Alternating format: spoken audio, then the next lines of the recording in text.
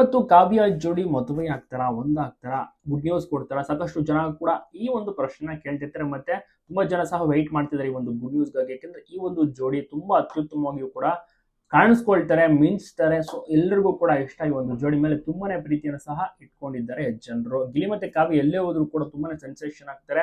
ಒಟ್ಟಿಗೆ ಏನಾದ್ರು ಈವೆಂಟ್ಗೆ ಹೋಗ್ಬಿಟ್ರೆ ನೆಕ್ಸ್ಟ್ ಲೆವೆಲ್ ಸಂಭ್ರಮ, ಖುಷಿ ಪಡ್ತಾರೆ ಜನರು. ಆ ರೀತಿಯ ಒಂದು ಕ್ರೇಜ್ ಸಂಪಾದನೆ ಮಾಡಿದ್ದಾರೆ ಗಿಲಿ ಮತ್ತೆ ಕಾವ್ಯ. ಒಟ್ಟಿಗೆ ಸಿನಿಮಾ ಆಫರ್ಸ್ ಖಂಡಿತವಾಗಿಯೂ ಕೂಡ ಸಿಕ್ಕಿದ್ರೆ ನಡೆಸ್ತಾರೆ. ಆ ತರ ಒಂದು ಕತೆ ಸಿಗ್ಬೇಕಲ್ಲ.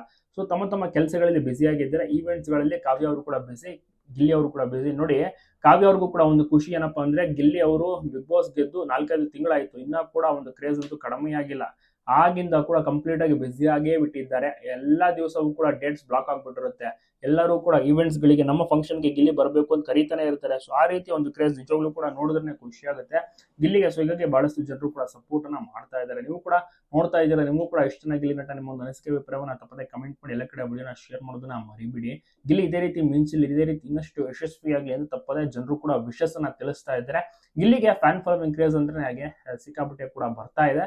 ಜನರು ಕೂಡ ನೋಡಿ ಖುಷಿ ಪಟ್ಟು ವಿಶಸ್ ಗಳನ್ನ ಮಾಡ್ತಾ ಇದ್ದಾರೆ.